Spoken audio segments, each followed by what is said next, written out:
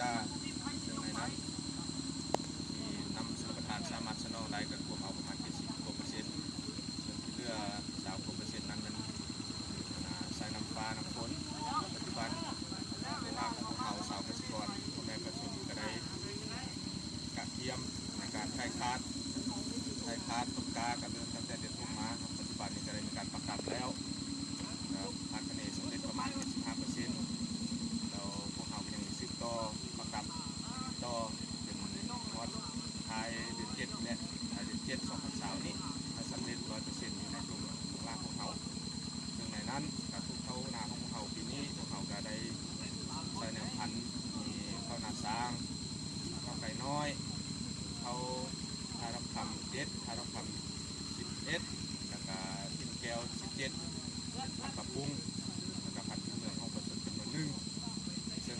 ในการปรุงนี้พวกเขาก็มีช่องแบบอันนึงกับปรุงแบบตัวไปหรือว่าใส่แบบประชาชนเคยได้ผ่านมาแล้วที่ช่องนี้พวกเขาได้ใช้เทคนิคการปรุงเข้าการกิบเดียวซึ่งทางคะแนนผลผลิตอันเทคนิคการกิบเดียวนี่กับเฉลี่ย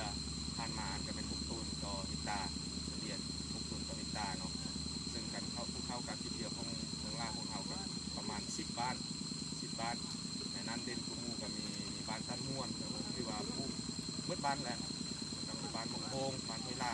แล้วก็บ้านอื่นลูกละ3-4 ครอบครัว5-6 ครอบครัวกันแหละแล้วพวกเขาเทคนิคตัวนี้พวกเขาก็จะขยายไปแล้วก็ไปทั้งแหละเพื่อให้มีประสิทธิภาพประสิทธิผลในต่อหน้าประหยัดต้นทุนและผลผลิตหลายนะครับแล้วก็โบกระทบต่อสิ่งแวดล้อมเพราะว่าเขาได้ใช้ฝุ่นอินทรีย์ฝุ่นบ่มมักต่างๆแล้วก็ใช้สูตรที่ว่าเอาน้ำสกัดชีวภาพที่เอาแดงเองผสมบริใช้สารฝุ่นบริใช้สารเคมีต่างๆเนาะของเขา